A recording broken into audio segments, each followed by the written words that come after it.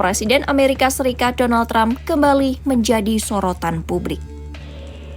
Sorotan ini muncul setelah Trump mengirim surat kepada Perdana Menteri Norwegia Jonas Gahr Store terkait rencana akuisisi Greenland. Surat tersebut dipublikasikan pada Senin 19 Januari 2026 dan langsung memicu kecaman politik. Kontroversi ini kemudian memunculkan kembali pembahasan tentang amandemen ke-25. Amandemen ini memberikan jalan hukum untuk mengalihkan kekuasaan presiden tanpa proses pemakzulan. Namun, para ahli menilai penerapan amandemen ini terhadap Trump bukanlah perkara mudah. Amandemen ke-25 disahkan pada tahun 1967 setelah wafatnya Presiden John F. Kennedy. Amandemen ini dirancang untuk mengantisipasi keadaan darurat yang menghambat presiden menjalankan tugas negara. Amandemen ke-25 terdiri dari 4 bagian utama. Bagian pertama mengatur pengalihan jabatan jika presiden meninggal dunia, mengundurkan diri, atau diberhentikan. Bagian kedua mengatur pengisian jabatan wakil presiden yang kosong dengan persetujuan Kongres. Bagian ketiga memberi kewenangan kepada presiden untuk menyerahkan kekuasaan secara sementara melalui surat tertulis. Bagian keempat memberi kewenangan kepada wakil presiden dan mayoritas kabinet untuk menyatakan presiden tidak mampu menjalankan tugasnya. Dalam kondisi ini, Kongres memiliki waktu 21 hari untuk menentukan status presiden.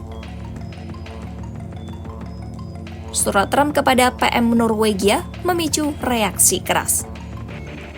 Trump menekankan bahwa Amerika Serikat membutuhkan kontrol penuh atas Greenland. Trump juga menyinggung soal hadiah Nobel perdamaian yang tidak pernah ia terima.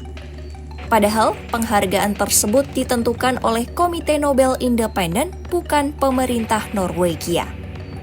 Pernyataan ini mendorong sejumlah politisi Demokrat menyerukan penerapan amandemen ke-25. Mereka menilai sikap dan pernyataan Trump membahayakan stabilitas nasional dan global. Pakar hukum menilai amandemen ke-25 dirancang untuk kondisi medis serius. Pakar menyebut karakter dan kebijakan Trump lebih merupakan persoalan politik. Profesor hukum Mark Graber menilai amandemen ke-25 tidak dirancang untuk menangani perbedaan politik. Ia menyebut Trump tidak menunjukkan kondisi medis yang membuatnya tidak sadar atau tidak mampu menjalankan tugasnya.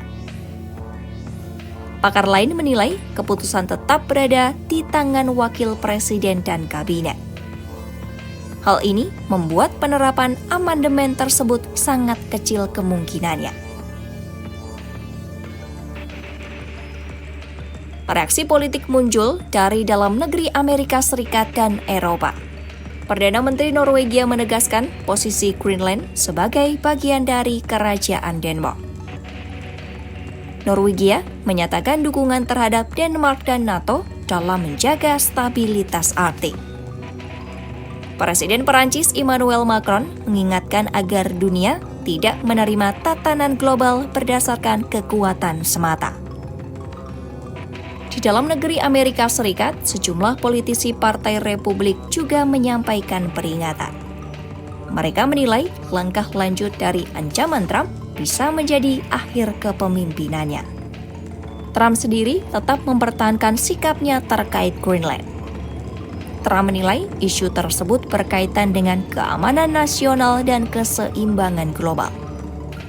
Meski amandemen ke-25 memberi jalan hukum tanpa pemakzulan, realitas politik menjadikannya opsi yang sulit diterapkan.